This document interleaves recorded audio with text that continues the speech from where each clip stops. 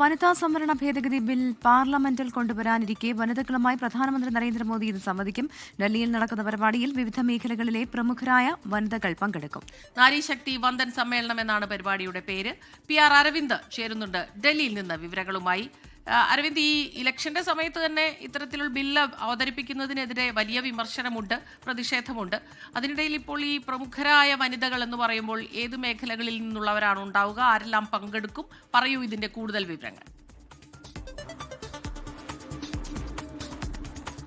സ്മൃത പെരുത, വനിതാ സംവരണ ഭേദഗതി ബില്ലിൽ വലിയ പ്രതിഷേധമാണ് പ്രതിപക്ഷ പാർട്ടികളുടെ ഭാഗത്തുനിന്നുണ്ടാകുന്നത്. ഈ തെരഞ്ഞെടുപ്പ് നടക്കുന്ന വേളയിൽ ആ ബില്ല് പാർലമെന്റിലേക്ക് എത്തിക്കുന്നത് മാതൃകാ പെരുമാറ്റച്ചട്ട ലംഘനമെന്നടക്കം പ്രതിപക്ഷം ചൂണ്ടിക്കാണിച്ചിരുന്നു. പക്ഷേ ബില്ലുമായി കേന്ദ്ര സർക്കാർ മുന്നോട്ട് പോവുകയാണ്. ഇതിന്റെ ഭാഗമായാണ് ബില്ല് കൂടുതൽ ജനങ്ങൾക്ക് ബോധ്യപ്പെടുത്തുക, അല്ലെങ്കിൽ ഈ ബില്ലിന്റെ മേന്മകൾ ജനങ്ങൾക്ക് തിരിച്ചറിയാൻ വേണ്ടിയാണ് കൂടുതൽ പരിപാടികൾ കേന്ദ്ര സർക്കാർ സംഘടിപ്പിക്കുന്നത്. ഇതിന്റെ ഭാഗമായാണ് ഇന്ന് ഡൽഹിയിൽ നാരി ശക്തി വന്ദൻ സമ്മേളനം നടത്തുക. പ്രധാനമന്ത്രി രാജ്യത്തെ വിവിധ മേഖലകളിലെ വനിതകളുമായി സംവദിക്കും. പ്രധാനമായും രാജ്യത്ത് വിവിധ മേഖലകളിൽ അവരുടെ മുദ്ര പതിപ്പിച്ച പ്രമുഖ വനിതകൾ ഈ പരിപാടിയിൽ പങ്കെടുക്കുമെന്നതാണ് കേന്ദ്ര സർക്കാർ വ്യക്തമാക്കിയിരിക്കുന്നത്. ബില്ലിന്റെ മേന്മകൾ കൂടുതൽ ജനങ്ങൾക്ക് ബോധ്യപ്പെടുത്തുക എന്ന് തന്നെയാണ് ഇതിലൂടെ കേന്ദ്ര സർക്കാർ ലക്ഷ്യം വെക്കുന്നത്. പക്ഷേ ഈ ബില്ല് ഇത്തരത്തിൽ ഈ തെരഞ്ഞെടുപ്പ് നടക്കുന്ന സമയത്ത് കൊണ്ടുവന്നത് തെരഞ്ഞെടുപ്പ് നേട്ടങ്ങൾക്ക് വേണ്ടിയാണ്. കാരണം ബംഗാളിലും തമിഴ്നാട്ടിലും തെരഞ്ഞെടുപ്പ് നടക്കാൻ പോകുന്നതേ ഉള്ളൂ. ഇതുകൂടാതെ തന്നെ കൃത്യമായി പ്രതിപക്ഷ പാർട്ടികളുമായി കൂടി ആലോചിക്കാതെയാണ് ഈ ഒരു ഭേദഗതിയുമായി കേന്ദ്ര സർക്കാർ മുന്നോട്ട് പോകുന്നത്. കാരണം 2023 തന്നെ വനിതാ സംവരണ ബില്ല് കൊണ്ടുവന്നപ്പോൾ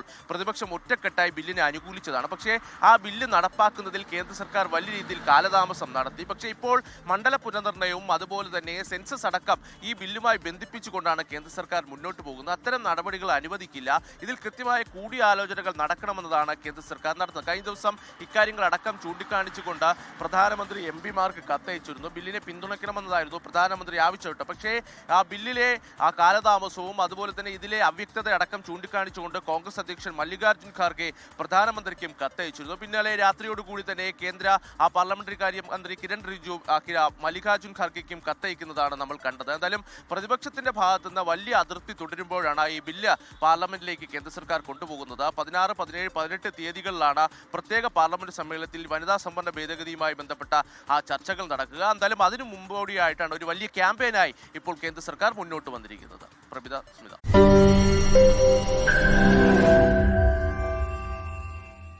ലോകത്തെവിടെയായാലും ഏത് സമയത്തും 24 വാർത്തകളും ഓഗ്മെന്റഡ് റിയാലിറ്റി പാക്കേജുകളും എക്സ്പ്ലെയിനറുകളും വിശദമായി കാണാൻ ഞങ്ങളുടെ YouTube ചാനൽ നിങ്ങൾക്ക് സബ്സ്ക്രൈബ് ചെയ്യാം.